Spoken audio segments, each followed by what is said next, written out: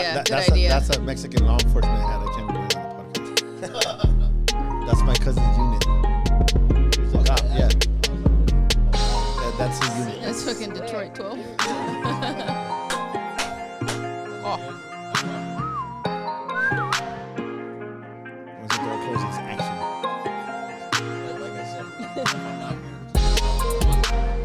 Okay. Oh no, I'm gonna walk. What's up, guys? I'm Joe Vargas. We got Maggie Duarte, and today we got a guest.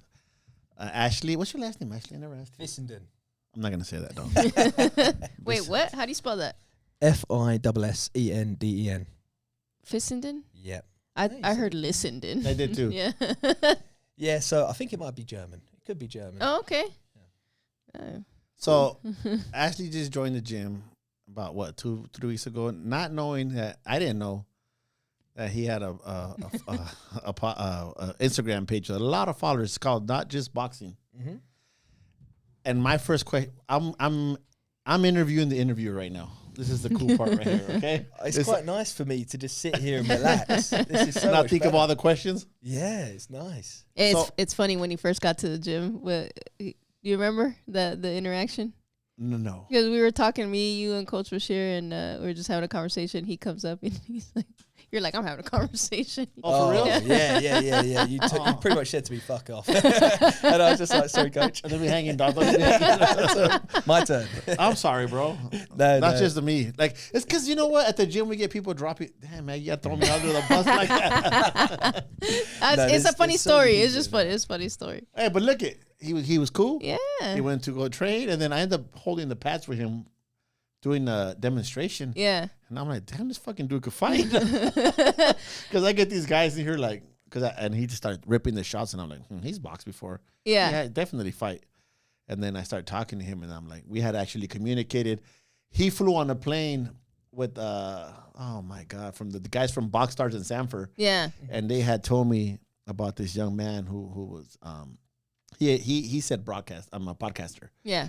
And I'm like, oh no, he said influencer. That's what he said. He said and he could fight. I know he never said you could fight. He said he's gonna come by your gym, but you never came by. We just connected. Mm-hmm. We talked, but I forgot. Yeah. And he shows up to the gym and we're talking, me, you, and the chief, Coach Bashir, and he just like.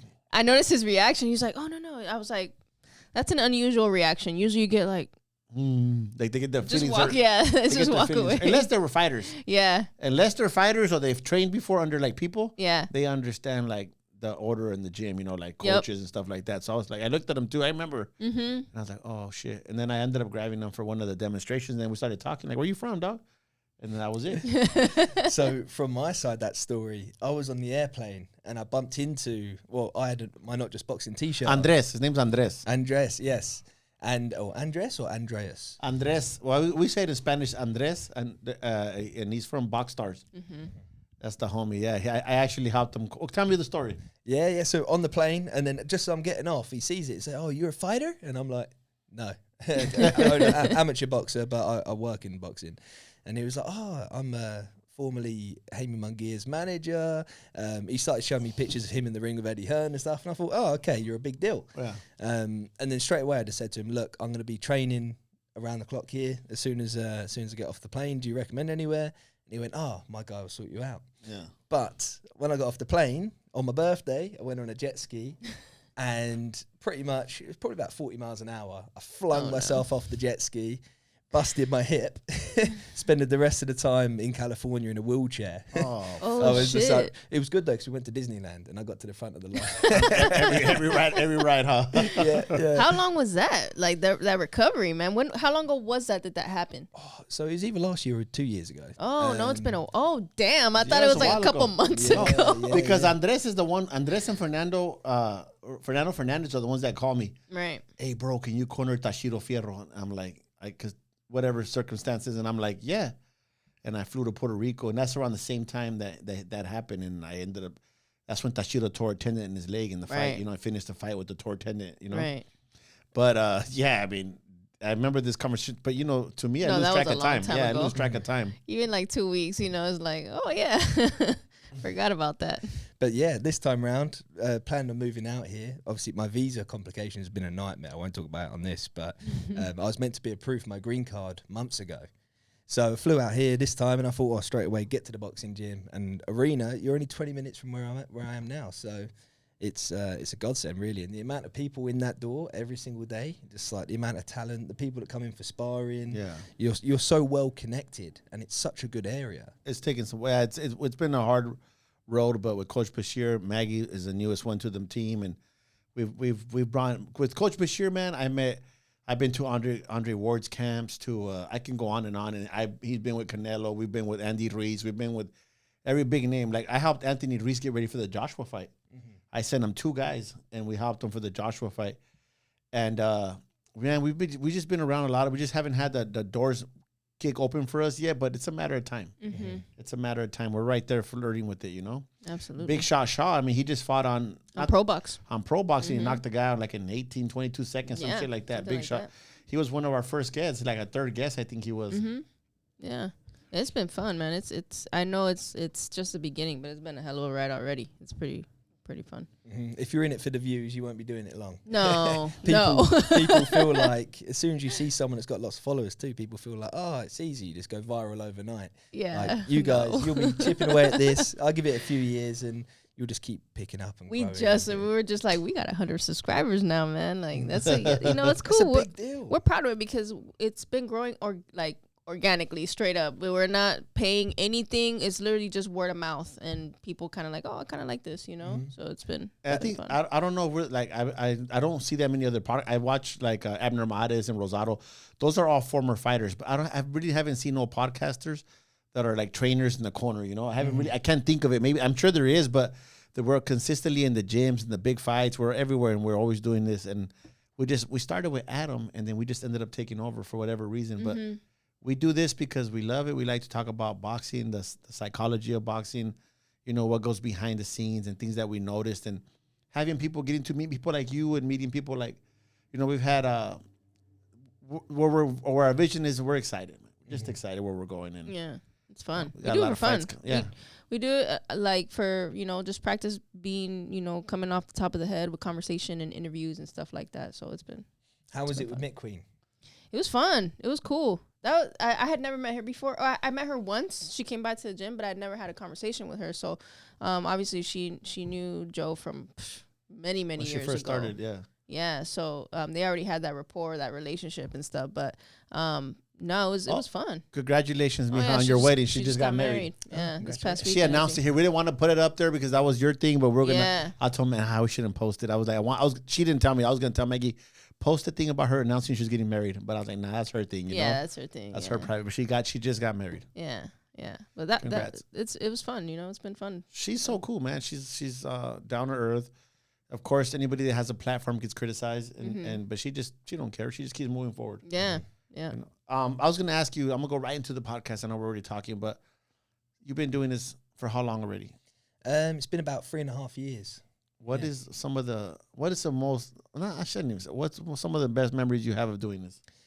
Oh man, there's quite a few, to be honest with you. Give me one or two. It don't matter. So the most I was telling you earlier about this, eating dinner with Roberto Duran. Oh, wow. I heard that. Yeah, when you said that, I was like, "Look, you bastard!" Like I was invited to the red carpet for the Ring magazine. It was their first one in Riyadh. Okay. And I had no expectation besides I had to do some interviews for DAZN on the red carpet. I was going to do some interviews for Not Just Boxing, my channel, and then we were going to potentially go for dinner and everything else after. And turn up, before you know it, I'm interviewing Vladimir Klitschko, Francis Ngannou. That's awesome. I'm standing and chatting to all these people, shaking hands with Neymar. Like, wow, yeah. Yeah, that's pretty big. That's out there. Yeah. So, and obviously, I'm just the one asking questions too. So, that fight week was just crazy. And then this was in the middle of it. So we go and sit down after. I didn't even think I was going to be going in for dinner. In my mind, it was like, right, I'll go back, send stuff to my editor, and I'm going to crack on working until tomorrow. But yeah, hung around, sat down at this table, and they were like, yeah, you can go here. Go. Next thing you know, Roberto Duran sits like 2 seats next to me. And I'm like, what? And then, just speaking to him, Lennox Lewis, all these people. And that for me was a pinch me moment. I put my camera away for the evening, put my phone away, and I just enjoyed the evening. That's awesome, man. And just listening to their stories and just their banter. And I could listen to those stories all day. Mm-hmm. And this is all fueled by pure love and passion, for the sport, right? For you. And which is awesome. I think a lot of the times you're so engulfed in your work that you don't even realize that next thing you know, you're in a situation like that. Like, I never thought I would be here, but at the same time, you're just doing this for the love of it. That it's almost like you attract that sort of situation to yourself, right? Mm-hmm. Yeah. And I think just as long as you do good, you feel good, and you create your own opportunities over time. Right. When I started this 3.5 years ago, it was with a friend, and the whole point was, let's start a podcast, let's chat to fighters. And I had some health issues out of the ring, and I didn't think I'd be able to box again because it was around COVID time, but I won't go into it now. But those health issues end up being a silver lining. So going into boxing media. If it's not health issues, he's flying off of fucking jet skis. What an idiot. Self-induced. Self-induced. Oh, man. I'm sorry, bro. I gotta get Do you know what? You just brought back a memory there. I got laughed at when we was in Disney. I was in downtown Disney, and the waiter pushed my wheelchair without giving me a chair. He just pushed the wheelchair into the table, and I was out of all my mates. There was like 10 of us, and they all just laughed at me sat in the wheelchair. So you just brought back a bit of trauma. No, you create your own opportunities, and if you're a good person, I think people see it, and absolutely, that's all that matters. I hate posting bad news. That's the hardest part. People that fail drug tests, and even I deleted this post, but a boxing coach last week was found supplying cocaine, and he's a very high up guy, and I hate that side of the media. Yeah. I hate touching upon all of that. Like, I'd much rather praise the fighters, praise the winners, even if someone loses, but they've put a great fight, put a good shift in. I want to praise them. That's how I want the whole platform to be all the time. But man, it's a dirty business. There's so much crazy stuff that happens. It's the real world. It's a tough business, and it has a dark side too. Like any sport, just like anything. Yeah, exactly. We're not perfect. So even from promoters to fighters, I don't have to say what promoter, but to coaches supplying. Like, speaking of bad memories, for me, I'm gonna be honest with you. I never used to like British boxing, but let me tell you why. I love Joe Calzaghe. I love. There's a lot of fighters. Froch, Kessler's from Germany, but I love that era. But when I was when I was a young teenager, there was a guy who I looked up to, and he's on my top 5 fighters, and it was Gerald McCullum. And when he fought Nigel Benn, and what happened in that fight, I had I know it wasn't all the Brits, but I hated that shit because I felt like if that fight would have took place in the United States, Gerald McCullum would have won in the first round because he got to go longer than he would. He flew out the ring.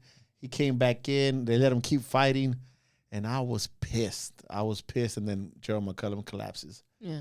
And he's never been the same. Yeah. But it's funny because I didn't like Nigel Benn.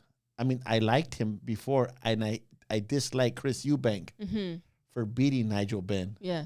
But once that happened, I was like, okay, I don't like Nigel Benn either, dog. Sometimes we don't get a fair shake. Well, it doesn't. I'm not just saying Britain. You go to Mexico, you're not going to get a fair shake if you fight a Mexican. You go to the U.S., you're not going to get a fair shake if you fight. Right. It happens. So that one broke my heart. But then I see the fans in Britain. Am I saying it right? Britain? Britannia? Yeah. When they 90,000 watching, Joshua, that vibe, that energy, it's amazing. Yeah. It's amazing. The fans, how much they love boxing over there. And I'm like, okay, I'm back. I just got goosebumps, at memories of these shows. Yeah. Most recently, Eubank Ben, the Sons. That's what I was going to talk about. Like, those two guys, they revived that energy that their dads had put out there. And like I said, at that time, I didn't like Eubank because I don't know why. I just didn't know, nothing personal. I just didn't like him. Yeah. I like Ben a lot more. He's out there. But now seeing Eubank now, I like, dude, that man is cool. Yeah. Rastafari. I love that shit. I love that shit. What do you think about either one of them?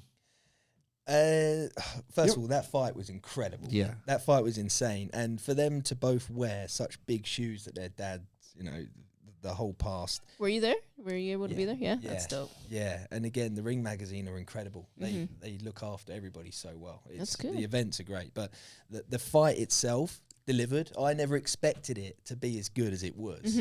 And you just had two men that didn't want to lose, regardless of skill, regardless of... Like, everyone's so quick to point fingers. Oh, he's leaning over his front leg. He's doing this, doing that.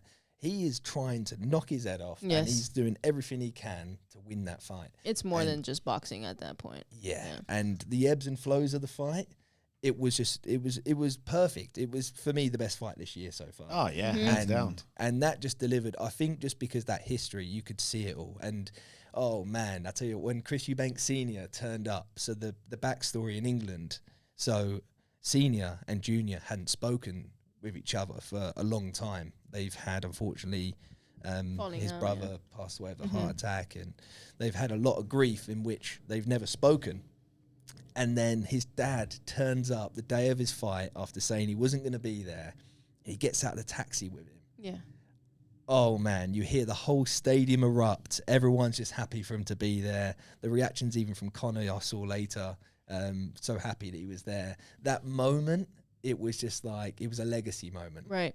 And the ring walk. But back to what you were saying, I think they've sort of brought boxing back. Like Anthony Joshua, we've had him and he's been brilliant, right? Yeah. But everyone, for whatever reason in England, doesn't like Anthony Joshua. Really? My guess is he's one of those perfect specimens. He's got everything. Yes. You know, he's tall, he's got good looks, he's good at everything he does. He's a businessman, he can speak. I think people just don't like that. People can't relate to it because it's so out of touch. Whereas a Tyson Fury, for example, people relate to that guy that can go for a beer, that looks a bit overweight, that man of the people, you know. So British boxing, it has been difficult, but thank you to Anthony Joshua for bringing it back. He's pioneered so many shows that people don't realise, but those events, when Anthony Joshua headlines, the people on the undercard that get that recognition. They get that exposure, yeah. They get the exposure. That's how you saw coming through, like, your Joe Cordinas and everybody else. Like, of course, his career's not gone the way it could have, but he's helped so many British fighters. Yeah. And man, that guy fights everybody. Yeah. He ain't ducking no one. He'll fight anybody. He crossed over very well too. He crossed over to the U.S. market very well. You know, so I think a lot of people, especially after he fought Ruiz. I think after I gotta bring that up for dog. We need to bring it up. No. We need to bring it up because first of all, I want to ask you. You said obviously you helped Andy in the preparation. Yep. He was only given, was it 2 or 3 weeks? He was in shape and he stayed in the gym. He was training with Manny Robles at the time, and they get a call for sparring. And I had a kid named Mario Heredia, who wasn't a good ass pro. He's more like a journeyman. Yeah. He's from out of Mexico. He came over here. He trained with me. And the thing about him is he had fought Anthony Joshua in the amateurs. And the kid from, oh, my God, Joyce? Joe Joyce, yeah. And somebody else at that level internationally. And he did great. He beat 1 or 2 of them. I can't remember exactly who he beat right now. So he was sparring Stephen Shaw a lot. Oh, okay. I sent him and Keyshawn, a pro that I had, out there with Andy Ruiz, and they stayed for a whole camp. For the rematch, okay. I called him. I said, "Hey, do you need me to send these guys now?" "No, we're good." "Okay." You saw what happened. I don't think he was training even. Yeah. You know, his head got big, and I don't know. He lives right by me, and we talk once in a while. But I trained Andy Ruiz in the amateurs. He was on my national team, on my amateur team on the Baja California when I had the Baja team, and I took him to the nationals like 3 times, and he won gold every single time here in Mexico. So we have a good relationship, me and Andy. When he pulled that off, it made me realize that boxing is not it's not that far away. You know, those titles, they're not unreachable because, man, Andy doesn't have the height, the strength, but he has something that's in here, and that. I'm not saying Joshua, he has it too, but sometimes you just got to throw that shit into 5th gear. Yeah. Or even 6th gear. Some cars have 6 gears. Some cars. Mine does. Yeah. and you know, seeing that fight, I didn't think it was going to go. I thought that Andy had a chance if he could get it to the later rounds. Yeah. Not knowing much about Joshua at the time. I know he was a specimen. I knew he was huge. He knew how to use his reach. But the one thing that helped Andy against Joshua, in my opinion, is that Anthony Joshua commits to his punches. Yeah. And he falls a little bit over on them shots. I'm not critiquing him. It just happens. He take risk. He goes to knock you out. Yeah. And that's the only way he had a chance. Because remember, he dropped Andy, and that was the moment that he went for the kill. Right. And that's when Andy had a chance. Got overconfident. I'm playing Monday morning quarterback right now because the fight already happened. Yeah. But that's what I thought was his only chance in an exchange. Yeah. He could not box Joshua. And you saw the rematch. He just kept him outside. Right. Yeah. But I was... And also, Joshua was training for Big Baby Miller. He Yeah. was training, Right. and there was rumours that he was knocked out in sparring. I don't know how you can go from it, and it's just, but there was a lot of issues for AJ going into the first fight that he would never say as a respectful fighter. Yeah. But he was training for a guy way bigger. Yeah. He was training for someone that's just going to slug it out and be still. And Andy's got fast hands, and he was not going to be still. Yeah. Like, I think it was all wrong for him how it went. And then Andy's comeback when he got off the canvas, and he just thought, fuck it, let's go. went for broke. And he went for broke, and he caught him. It was a shot to the ear. Temple, yeah. That was the big one that I saw. And boom, his legs are gone. He never recovered. You can have all the heart in the world if your legs are gone. Yeah. Yeah, that was... That's true, man. That was huge for Andy. That reminds me of that Tyson. He's like, what is he saying? Like, your mind's there, but your body's all fucked up. Equilibrium is gone. Equilibrium's gone. Yeah. That's true, man. And you know what I like about the Brits? They come support. You know what? Yeah, you guys show up for They're like for the your Mexicans. people. They're like the Yeah. Mexicans, dog. They're the same. Straight up, like, pack the whole 90,000. Every seat's gonna be Sweet occupied. Caroline. Yeah. I tell you what, you need to come to England to one of these shows. Oh yeah, because hell yeah. Just the atmosphere. I've never seen anything like. But saying that, I've not been for a big show yet. I was going to tell you, Vegas, we're or- closer to Mexico right now, so we could go to Vegas one day, or we can go to Guadalajara. When I was at the Ryder fight, Canelo fight, that was an energy that I haven't experienced. And I've been to the fights at T-Mobile, the big Triple G, Golovkin, all that shit. I've seen all those fights. In Mexico, in Guadalajara, I think it was 57,000 people. It wasn't even 90 like you guys pack. Just the energy. Mhm. Oh, my God, the music, it was surreal for me, that moment. Yeah. Yeah, and what I love as well, especially with American boxing, there's so many sub fan bases you've got, and this is what I'm learning now being out here as well. Like going from British boxing, we sort of got like you got your Londoners, you got the North and the South. Like there's not really a rivalry. Everyone just does their own thing and they cross their paths. Whereas here, there's so many different cultures. There's so many people that back you. You've got like your African Americans against like your Latinos, but then the Mexicans and the Puerto Ricans, Filipinos, Puerto Ricans. like, and it's just one big perfect storm. And with the right coaches that you've got out here, it's just a matter of making the fights. Yeah, what camp's gonna win? I look at it as camps. It's like, oh man, that camp is pretty good, or that camp is pretty. It's cool. We're like equivalent to like the hooligans, dog. I heard stories about the soccer teams, like the hooligans. yeah, we're It's like crazy out there, little man. gangs, yeah, You guys fucking stabbing each other over. They might like, not have it in boxing, but they got it in football. Hell yeah, that's true. That's true. You guys, it's crazy out there, no? Is Hell yeah. it Hollywood too much? I've seen that movie. So you're on about Green Street. But Yeah. So football hooliganism, they crack down on it so hard that it's just no longer a thing. It was taken away from. It's always the law.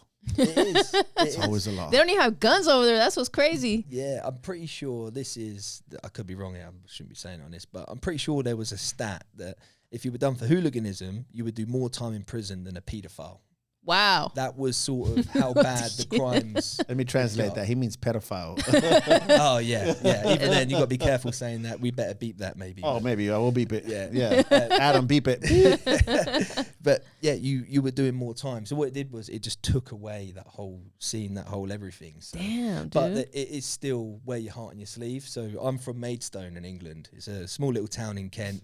And we got quite a bad football team. So like it goes Premier League all the way down to like League One, League Two. Right. We're right at the bottom. The Dang. Vanarama. But we will That's pack why out. he's not a hooligan, because he's like, I can't cheer for this Can't team. even. Oh we're diehards. We are. Yeah, you guys are like it is like for football here, huh? And like high school football and all that shit. And every week for a small town, we'll still have a few thousand people turn up every single week. Win, lose or draw. It doesn't matter if it's raining. We're going to be there. We're going to abuse their goalkeeper when they're on our side, and we're going to sing songs. That's pretty cool, man. I'm not gonna say the word, but did you hear about Mexico? Where we got banned for saying a word. No. Yeah, you can check it out when you get a chance. We every time the goalie's gonna kick the ball, we scream a very homophobic word. It's a very common word in Spanish. Yeah. When you translate it into English, it sounds horrible, but it's a very word that everybody in Mexico everybody uses it. Yeah. People that are Spanish know what I'm talking about. I'm not gonna say it, but every time the guys are running up to kick the ball, they scream it real loud. They warm it up till they go. So we do something similar, but we wait for the goal kick, and we're waiting for the goalie, and oh, you're shit. Yeah, so, very similar. Yeah, different word. I want to know the word now. Can we have a little pause and? Yeah, it's Oh, I don't know. Adam could beep it off, but say puto. Puto. They go puto, which is fag. Yeah. In Spanish, but we don't use it like we could say that as like, hey, don't be without meaning that, Yeah, yeah. You can use it in any way you want. Because also you got puto and puta. Is it? Yeah. But a girl's like a bad word. Like that is a bad word. That means whore. Horn is false. Okay. We're gonna get this whole thing beeped. And you're like beep beep beep. But we got some good fighters from my hometown. From where?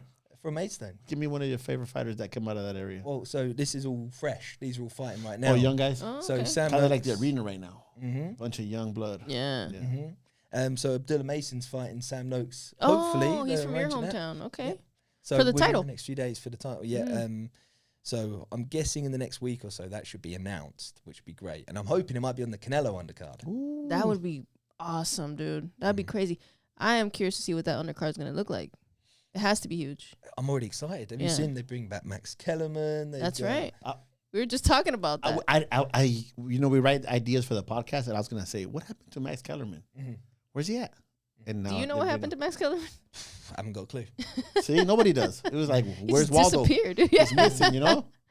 I'm happy he's back because he knows boxing. He knows loves what's boxing. up. You can't put Stephen A. Smith in there talking about boxing. It's like, with all due respect, right? He's great in his avenue, what he knows. But when you put him in boxing or even MMA, it's weird. It's It's like me talking about hockey. yeah. I don't know shit about hockey. I've noticed in America, like American media for sports, you'll have the same reporter do every sport. Yeah, it's weird. How? How can that one person even know? Like, even for us in boxing, I'm learning every single day, and I'm going to keep learning forever. Never stop. Yeah. But these guys don't even have an inkling. So I don't know how sometimes you can watch like your sports on TV. Yeah. It makes sense why boxing might not be as popular if you haven't got the right people doing it daily. You're right, man. I think that's a great point. That's a great point. Yafai versus Rodriguez. Yeah. What a fight. Terrible Regardless- matchmaking. Yeah, for Yafai. I'm saying it right? Yafai, yeah. Yafai. I don't know. I'm not gonna badmouth the kid because the young man, he did what he had to. He fought a tough fight. I guess they saw the Rodriguez on paper. They figured he has losses, and he's been stopped. But he was stopped by, at one time, pound for pound, the best fighter, Gallito Estrada. Okay. Was in the top 5. I've only had one opportunity for the world title as a coach, and I fought against Gallito Estrada. And we lost in the 8th round. We were losing the fight from round 1st, 2nd, 3rd, 4th. In the 5th, we did good. In the 6th, we won it. Mm-hmm. And in the 7th, we were like, my fighter started showboating a little bit. And in the 8th round, he just came out and blasted us out the water. So I got the taste of fighting for the title. I had Joe Cortez in the corner with me, helping me, the referee. He's a family member of mine. I had my son Gordo, and we're on the. It was a moment I remember. It wasn't that big. It was 20,000 people, and I'm fighting in Mexico. And when Gallito Estrada came out, I started kind of like getting excited when this energy, bro. Like, we're going against him, bro. Like, check yourself, And we tried to beat him, man. He just had here's something nobody knows.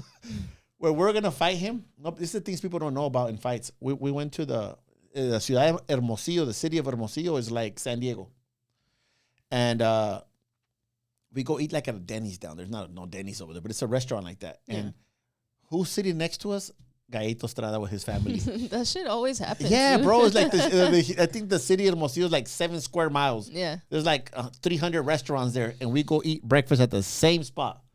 and they're literally sitting right next to us. And I have a picture of it. I have to look for it in my archives. Yeah. He's saying hi to us. And we're saying hi to him. We're like, hey, no hard feelings. We're going to let the best man. But he got us. But, yeah, it's I forgot I was talking about Rodriguez. But Rodriguez, nobody thought he had a chance against Yafai. Yeah. And it just shows that sometimes matchmakers make mistakes, man, by picking a journeyman who reamped his career right there.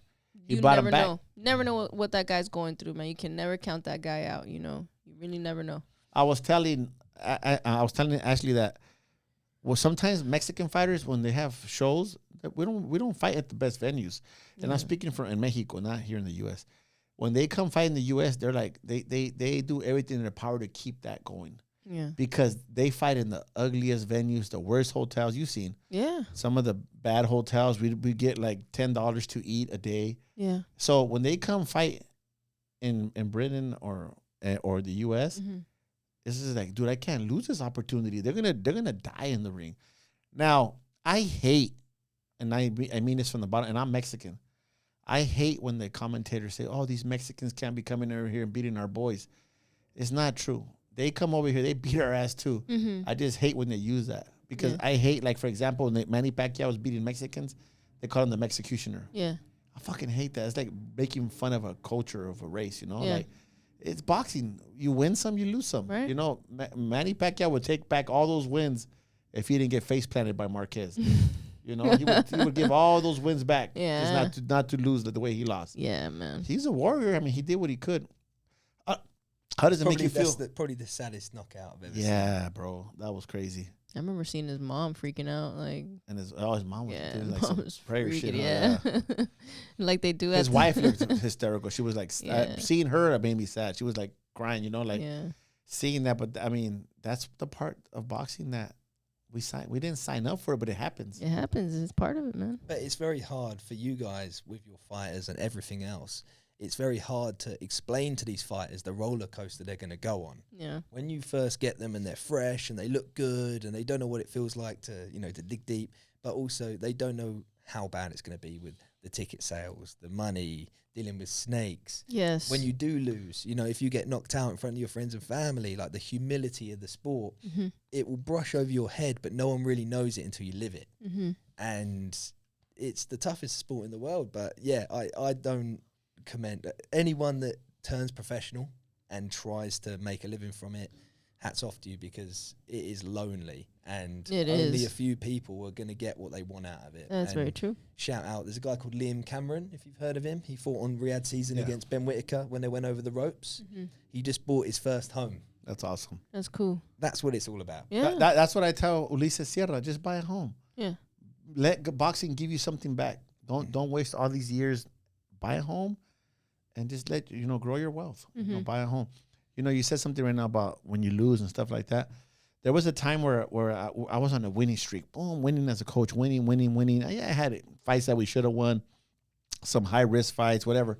But one day, one of my fighters got knocked out. And the one of the news reporters who passed away already, his name was James Wyatt, he asked me, he goes, every time you win, I never notice you in the ring. You walk out the ring. And I said, but the day that Emilio lost, you stayed in the ring with him. I said, yeah, when the fighters win, they don't need me. It's when they lose that they need me. I stayed in the ring with him. I hugged him. Most coaches will walk away from those moments. They don't want to be caught in a picture hugging their fighter or taking care of him. I said, nobody needs you when they win. But when they lose, that's when it matters. I walked with him to the locker room, took his shoes off. And I remember telling him in the locker room, look how many people are in here with us. It's just me and him and his dad. Nobody's in here. But when you win, there's like 30, 40 people fighting to get in. Yeah. It's sad. That's the part of the business. And I was young. I was young in the sport at that time. I think it's like my third or fourth year, working with pros. And I learned that as soon as you lose, you're looked at like you don't mean nothing to nobody.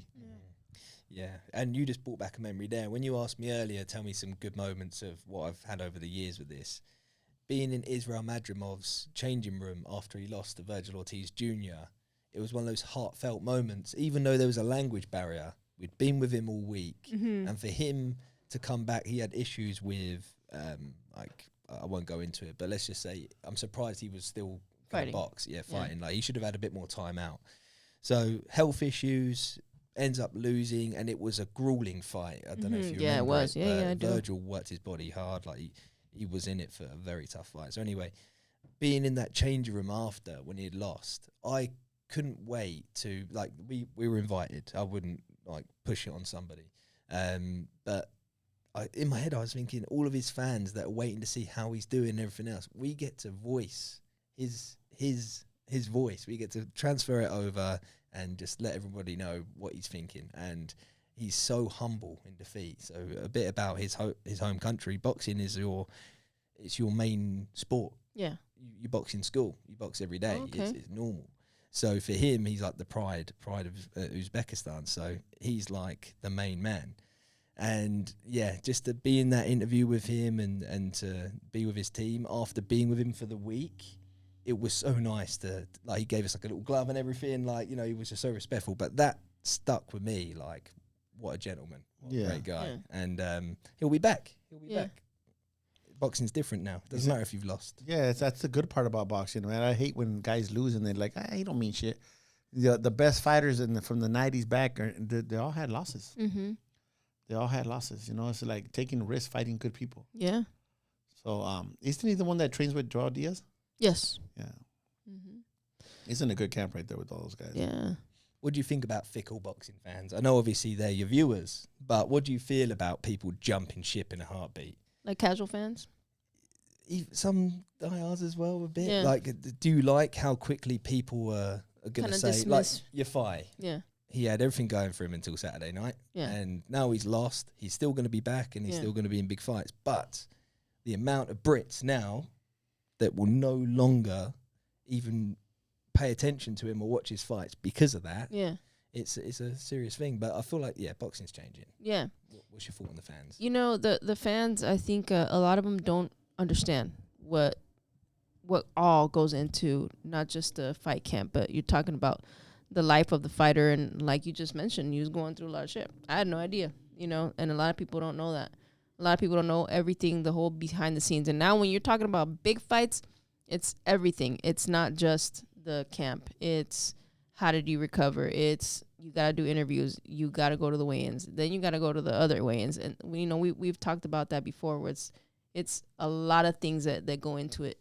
The fans don't really, they get to see maybe a glimpse of it in the little documentaries that they make, but they really don't know what goes into what, you know, you can't, as much as you want to, you can't go into that fighter's mind either, as much as you want to, you know, as a coach, let alone somebody who is just a fan. They don't understand that. A lot of people have never probably trained, never put on gloves, never walked into a gym. They don't even know what it takes to throw a couple punches. They don't know that you throw the punch and that person's probably not going to be there for you to hit them, you know? So it's crazy. It's crazy that people just jump ship right away. A lot of like the one fight that comes to my mind right now is like Ryan Garcia against Rolly. Everybody counted out Rolly and everybody thought Ryan was going to win, and Ryan loses and now everybody hates him again. They thought that he was a savior when he beat Haney and now he's on the shit list again. It's like, what? You don't know what he was going through, man. You really don't. You really don't. You know, so I don't know. People just and I think that it's not just in boxing. I think people are terrible at trying to understand one another. You know, and I'm not just talking about like boxing. I'm talking in general. When you're having a conversation with people, you just want to put your understanding. You want to look at their life through your lens, not try to put yourself in their shoes. People are so quick to dismiss everything. You're like, well, I don't look at life that way. You must be tripping. I don't know. But yeah, people, they don't go out of the way to want to understand somebody, man. Couldn't put it better myself. Yeah. Yep. Yeah. You see this tiny little picture here. Yeah. Everything behind it you will never get. But also, the fighter knows that being in the public eye, you got to be ready for that scrutiny. And when the loss comes, unfortunately, the fans, they're not the problem. It's getting that head right. Like when you said about Manny Pacquiao being knocked out by Marquez, coming back from a knockout like that or coming back from a loss or whatever, that's what really makes a fighter. Yeah. And you can sit and dwell on it for a bit, but at some point you got to fucking dust yourself off and get going. But Pacquiao fans are different. They were there for him. Mm-hmm. They loved him. And it's like, I tell people, like, the fans, when, oh, he lost, he sucks, you know? And I say, look at it like baseball or football in a playoff. Mm-hmm. Sometimes you lose a game, then you win a game, then you lose a game, then you win a game, then you get the title. Don't just judge them on the fight they lost. You know, Yeah. Fighter could come back and learn from that shit. Yeah. But unfortunately, everybody has a mindset like, oh, he needs to be a champion for me to cheer for him. Nobody wants to cheer for a guy who's a runner up or the guy who's gonna lose. But all of a sudden, when he does the upset, Andy Ruiz, who the fuck followed him before? Yeah, he beat Joshua. And guy came out of nowhere. They were talking shit like, "Oh, dude, yeah, look at him. Look at his body. He's not gonna fucking beat Joshua." There's a kid who nobody really knew, Divino Espinosa. Yeah, he fights Robesi, Ramirez. Yeah, and all of a sudden he's a star now in Mexico, and he's gonna start becoming a star here in the U.S. But he didn't get no attention. He just beat Robesi. And all of a sudden, two-time Olympic champion. That night, say it again. Robesi Ramirez lost to Divino, and Oscar Valdez lost to who? He lost to, who was it? The Vaquero. It was Vaquero. Both those guys had probably 15, 20 amateur fights, and the other guys were one was a 2-time Olympian. I think Oscar was a 1 or 2-time Olympian too. Yeah. But it goes to show you sometimes, Yafai was an Olympian, no? Mm-hmm. Olympic gold medalist, yeah. Dang. That goes to show you, in the bell rings. It's more than just your skill. It's more than just skill. It's everything. Let me ask you this, as a boxing fan, why is it that in Europe, and even in the U.S. too, but mostly, I love European boxing. It reminds me of European soccer. Yeah. Everything is long from the outside, a couple touches and a win, and boom, it's over, right? Yeah. It's beautiful. But it's I watch them that they don't, from what I've seen, most of them, except for like Warrington, they don't know how to fight inside. Mm-hmm. Is it the culture? What is it that they'd rather just touch, and rap? And that's not all of it. It's just, the ones that I've seen. What do you think about that? I just think we haven't got the coaching that other countries have. We're very tough, game to fight. We always learn about first and second phase. You want to have your head off the line. There's lots of things you can do, and then you become a complete fighter in England. But you're not actually a complete fighter. From what I can see, whenever we face someone that is just levels above, you know, like certain Americans or Mexicans, we just don't have an answer. When you are fighting on the inside against somebody, but you've been spending the last 10 years boxing at mid to long range, what are you going to do? You're just going to try and hold. You're going to do things that you know you're going to be comfortable with. Whatever instinct, Yeah. So I would say, I don't know what it is, but I would say any single British or European fighter should go to America for at least 1 or 2 camps, just to see what it's like, because you're going to be fighting one of these guys one day. Yeah, they're going to have the same bring those guys in for camp or come over here, you know? Yeah. Conor Benn's in LA at the moment. Hey, Conor Benn, man. Motherfucker. I love that guy. It seems like he's going to be the next one to carry the torch for British boxing. Even though he lost to a big Eubank. Yeah. He's going to be the one. I think so. He's I like him. He's freaking mean. I love that guy. I think he's here because he's going to want the winner of Pacquiao Barrios. A smart choice. That's crazy to go up and down like that, man. I'm very curious to see how he does going back to welterweight, because he was 160. That fight was at, right? But he barely made it, no? Like, he was like small guy, bro. He was just walking around. He was just walking really. around. Yeah. It wasn't too taxing on his body. Like, I guess look at you're Roy right. Jones when he.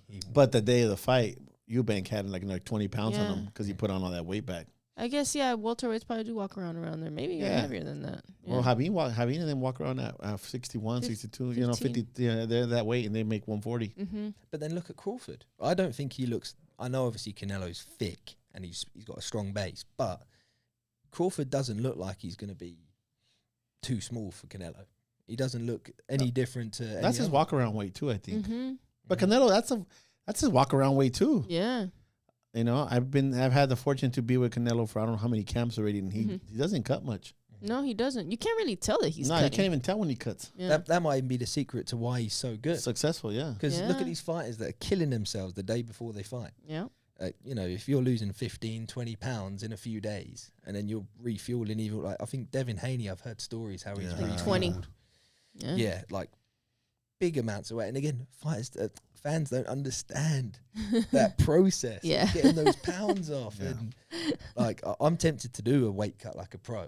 Do just it. to see what it's I like. did it. She did it. How did you Dude, find I it? felt like it took me 2 days to recover. Yeah, I feel like it did. I don't know if it's different from female to a male, but it took It me. isn't. It just takes a while. Like, Yeah. remember when they're doing that in their first weight cuts, they do it with 4-round fights. Yeah. And they're gradually building up. Not some guys cut weight easy, some struggle. Mm-hmm. And some don't recover that well in the ring. Yeah. And some recover perfect. You know, it's like roulette. You don't know what you're gonna get. Yeah. I cut about 10 pounds. Wow. Yeah. What, in what space of time? I think I gave myself a week. Mm-hmm. Yeah, because I didn't want to do too much, but I just wanted to know what they were, what Their it's like, mindset. what the mindset's like. I was fucking hungry, dude, the whole time. I was hungry and I was thirsty And mad. and mad. Really I mad, thought I was really gonna mad. faint. I thought I was gonna faint too. I thought I was gonna faint at one point. I was trying to do. I was in the sauna suit. I did the sauna suit thing and everything. I had to take it off in the middle of the workout. I was like, no way. Yeah, it was crazy. Imagine doing that and then going in 12 rounds against Yeah. a killer. Like I said, I didn't feel 100% until probably the second day. I cut one time. I wasn't gonna fight, and then my fight. So I ballooned back up, and then they called me the day I ballooned back up, and they're like, "You are fighting," and I had 2 days to take off 20 pounds. And I remember I took the weight off, and the first punch I got hit with, and like I had never felt the spaghetti legs, and I was like, "Oh shit, I'm out on my feet," and it was an amateur fight, and I got an 8 count, standing 8 count for precautionary, and then when they said box again, I took a knee, I got another 8 count, and then I recovered, and then I don't know how I won the fight, but I won it. But I remember thinking I will never cut that much again, because shots hurt a lot more when you cut like that. Yeah. A shot that normally wouldn't hurt, so kudos to those fighters that do that shit, man. They're warriors. And that's another thing that the average fan, if they would know, Yeah. they would respect a little bit more, Right. That's not an easy thing to do. Yep. Absolutely. I had to bring something up, and you guys were talking, I lost my track of thought about something about the short range. Oh, yeah. So I've noticed with British fighters, and I know we already know this, but they're not that comfortable. They said you have to bring in coaching, but if you see that it's an issue when you fight these guys, why wouldn't you start changing it, the culture of fighting the inside? We make the adjustment. Like, for example, remember when Felix fought the big guy? That's Paco's fighter. Paco presents Paco Damian. When they fought, Felix fought that 6'1", 130-pound dude. I can't think of his name right now from Eddie Hearn's guy. Cully. Cully. Yeah. Remember when he fought Felix? Yeah. Felix knocked him out. Felix knew that if he got close to him, they talked about this. He could not fight inside. Yeah. But Cully kept everything outside. But the moment he started engaging with him, it was over. Yeah. Now I seen a lot of tall fighters that can fight inside. Yeah. If you get them lads to fucking fight inside, we're gonna have a hard time. Well, there's a good one for you. Hamza Shiraz against Edgar Berlanga coming up. Oh, okay. Tall fighter. He's actually just moved up in weight. Always been very tall, but he loves to fight short. Loves to fight small. You'll see he'll be throwing lots of bent arm shots, and he'll play around the guard. I'm curious to see that because a lot of people are saying that this guy's gonna beat Berlanga. Very curious to see that. He's just gone with Andy Lee, and Andy Lee's notorious for being a great coach. And I don't know if you want to look at his track Andy record. Lee was a fucking warrior in the ring. Oh yeah, He was a fucking warrior. He won or lose, he was a warrior. He's been in some great fights. Yeah, great fights. Yeah, I think I saw earlier as well. Actually, it was on Instagram. Dan Morley posted his fight with Chavez. Oh yeah. So I thought Chavez was gonna pull that one off, but he pulled it out. That's crazy, man. So Yeah. I don't know if you wanted to touch on it because you remember you what the Jake Paul the food, something about the food. Oh, yeah. I sent Maggie a video, and did you watch the video? Yeah. Jake Paul's coach, the chef, Yeah. is acting like the reason he wins the fight is because of what because he of eats, him. And I was gonna say, like, what's up with these conditioning coaches? They make it sound like if you don't have him, He ain't gonna win. you're gonna win, Yeah. and if you don't have this right person, you're Yeah. not gonna win. Yeah. But if they lose, nobody talks about the conditioning coach, the chef. Hell no. They just talk about the coach. The trainer, that's true. And when the fighter wins, they just talk about the fighter. Yeah. coaches are lost. Yeah. They're yeah, he was talking out there. He reminds me of that conditioning coach that Oscar Valdez has. I'm not gonna say his name. Yeah. But that fool made it sound like he had a briefcase. Oh, the briefcase. No. Oh, shit. The briefcase. And he made it sound like he was much needed. If he's not there, Oscar's not winning. Yeah. And I was like, dude, you know Oscar fought in the Olympics? He fucking got here without you. What do you think he's not going to win without you? Like, all these guys make themselves sound so valuable. Super important. I've had cutmen tell me, hey, if you don't have me in the corner, bro, you might lose a fight. Like, bro, I can work cuts. Yeah. I can wrap hands. Yeah. You're not the doctor. If I needed a doctor or hire one, I just put in a fucking adrenaline. Yeah. You know? Yeah.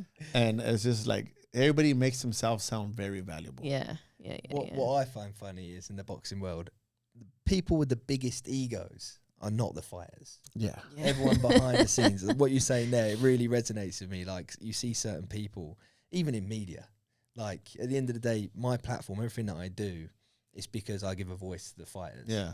I am just giving that voice. I'm not as great as any of these fighters. I never will be. I know my place, but there's people that do the same thing as me that think they're like, they could get in the ring and then, like they will start like shadow boxing and moving like, what? No, you're here to ask questions. Yeah. Know your lane, know what job you're doing, play your part into a great sport, and just be nice. But yeah, I feel like so many of these people, they're like parasites sometimes. Yeah, exactly what they are. And just, no, they don't need you. They were doing great before you, they'll do great after you. If you want to be an asset, be a team player. Yeah. And help everybody. And that's why as well, you get certain coaches that do brilliantly as a team. There's a strength conditioning coach called Jordan William Vine, and he's working with about 10 to 15 Frank Warren fighters. Yeah. And he does it around their schedule, around all their boxing, and he programs everything. And the way he looks at it, it's so different to other S&C guys. He's a great coach. And he's been with some of these guys from the very beginning. Moses Atama, who's meant to be the next best heavyweight world champion, he's been with Moses since he was a kid. He's been with all these guys. So he knows his role. He plays his part. He's not trying to take pictures and promote. He's a legit coach that's doing the best for the fighters. Right. And you don't even hear him. I don't know. That's badass. I like. I've heard stories and I've seen where conditioning coaches come in and watch the sparring and start giving suggestions. Oh no. And I'm like, bro, go back and lift weights. Yeah. You know what I mean? Like, no, I don't. And because most of them never fought. Yeah. You don't have to be a champion to be a coach or a conditioning coach. Anybody. But I feel like you have to know what it feels like to get hit. Yeah. And know the psyche of what it feels like. You don't have to be a great fighter. You don't have to have 150 rounds under your belt. No. But you have to know what it's like. Yeah. To be in there. But Maggie wanted to be a coach. I made her get in the ring and spar. And she had sparred before, but I had to make her spar girls that she had a hard time with. That way she could understand. and you know, and that's something that now you can talk to these fighters. Nobody knows what they're going. How can you tell them something if you don't know what they're going through in their mind? Yeah. We all get scared. It's those moments, but we all know our place too. Like, on that note, man, thank you for being here. They follow you at Not Just Boxing. If you can afford to have any more followers. You're gonna start freaking taking requests, huh? Decline. You're almost at 500,000? That's what's just up, man. We'll just round it off. Why you gotta say almost? Oh, my bad. nearly there. She's mad because I'm only Put some like at respect. 500, bro. Yeah. Guys, you were smashing it with this. Thank you, brother. I'm enjoying the clips. I only see it on Instagram. I'm not seeing it on YouTube yet, but I look forward to listening to this one. Yeah, man. Hell yeah. Please do. You guys, yeah. Not Just Boxing. I think Adam will probably put it down there. I'll send it up there. And if you have any pictures that's off the air. But anyways, love you guys. You guys forget to comment, share, subscribe. All that good stuff. And all that good stuff. Because we're building up our subscribers. You guys check it out. 100, man. Yeah, I think the words, but sometimes they don't come out of my mouth no good.